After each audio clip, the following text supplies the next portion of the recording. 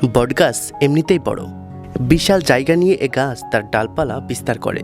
কিন্তু এই জায়গা যদি 2 একর নিয়ে হয় তাহলে সেই বটগাছ কত বড়। হ্যাঁ, এমনই একটি বটগাছের অবস্থান ঝিনাইদহের কালীগঞ্জ উপজেলার সুইতলা মল্লিকপুরে। ঝিনাইদহের কালীগঞ্জ উপজেলা শহর থেকে চিকন পিচের রাস্তা মল্লিকপুর ছুঁয়েছে। 12 কিলোমিটার এগিয়ে গেলে চোখে পড়বে সবুজের পাহাড়। এমন একটি স্থানে জন্ম নিয়েছে এশিয়ার শ্বাস প্রশ্বাস খ্যাত সুইতলা মল্লিকপুরের বটগাছ। 8 নং মালিয়াট ইউনিয়নের বেথুলি মৌজায় বর্তমানে 11 একর জমি জুড়ে রয়েছে এর অস্তিত্ব। এর উচ্চতা আনুমানিক 250 থেকে 300 ফুট।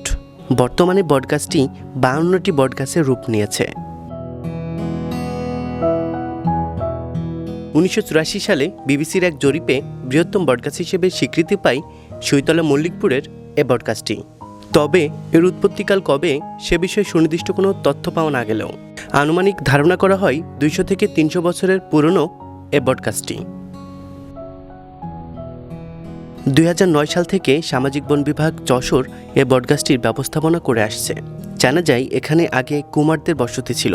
কুমার পরিবারের কোনো একটি কুয়োর মধ্যে আজকের বটগাছটির জন্ম। স্থানীয়দের মুখে গাছটি সম্পর্কে কথিত আছে, কবছর আগে কুদরতুল্লাহ নামে একজন গাছের ডাল কাটলে অসুস্থ হয়ে পড়ে। শুরু হয় রক্তবমি। কুদরতের স্ত্রী বটগাছ আগলে ধরে কান্নাকাটি করে, স্বামীর প্রাণ ভিক্ষা চায়। অবশেষে তার স্বামী সুস্থ হয়ে ওঠে। এরকম অনেক গল্প মল্লিকপুরবাসীর কাছে শোনা যায়।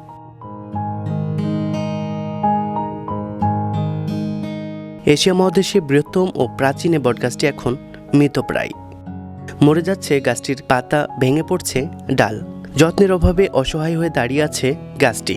এলাকাবাসী জানান, অযত্ন, অবহেলা, রক্ষণাবেক্ষণের অভাব ও নানামুখী অত্যাচারের কারণে ঐতিহ্যবাহী এ বটগাছের অস্তিত্ব আজও নষ্ট হতে চলেছে।